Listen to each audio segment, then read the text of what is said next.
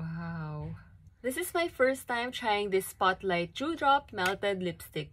I have 5 shades with me, so let's try them. Yung first na try ko is Rose Water. So, ito yung packaging niya.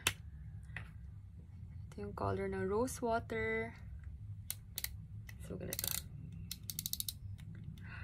Hindi na siya nababalik. So, ikutin niyo lang hanggang saan niyo yung gagamitin. Okay?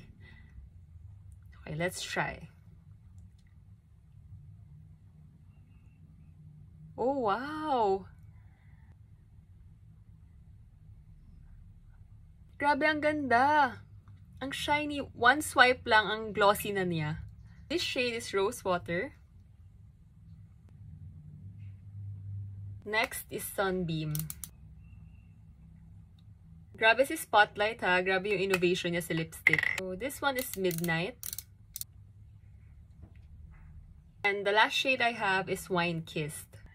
So, ingat lang talaga sa pag-ikot kasi hindi niyo siya mababalik. Grabe Spotlight, ang ganda ng bagong release ng lipstick nyo and I can't wait to try the other shades.